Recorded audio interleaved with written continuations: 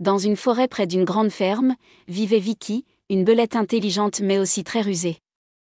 Un jour, la faim était si intense que ses oreilles se dressaient à chaque bruissement.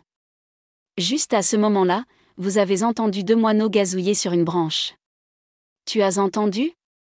Certains poulets de la ferme sont malades. Vicky se frotta les pattes avec satisfaction. Si les poulets étaient faibles, ils auraient été des proies faciles. Mais comment peut-elle les approcher sans être chassée ? Puis une idée lui vint, il se déguiserait en médecin.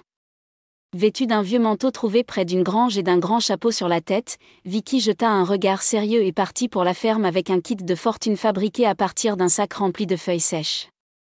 Arrivée à la porte du poulailler, elle s'éclaircit la gorge et parla aussi gentiment que possible.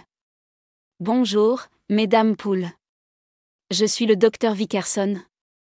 J'ai entendu dire que tu étais malade et je suis venu t'aider. » Les poulets, menés par la sage Henrietta, la regardaient avec méfiance.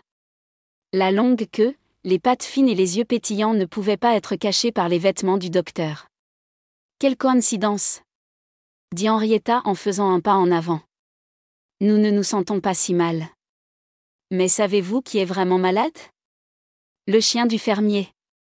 Oh, et c'est juste ici, derrière toi. » Vicky se retourna soudainement, terrifiée, et fit un bond en arrière de 3 pas, prête à courir. Mais, il n'y avait pas de chien. Les poules éclatèrent de rire et gloussèrent bruyamment, alertant le coq du fermier. « Quel médecin méfiant ! Tu ferais mieux de sortir d'ici avant qu'on appelle le fermier !» cria Henrietta. Vicky, honteuse et en colère, retourna dans la forêt, jurant de ne plus jamais sous-estimer les poulets. La ruse ne vous aide pas si les autres sont plus intelligents que vous. Fin.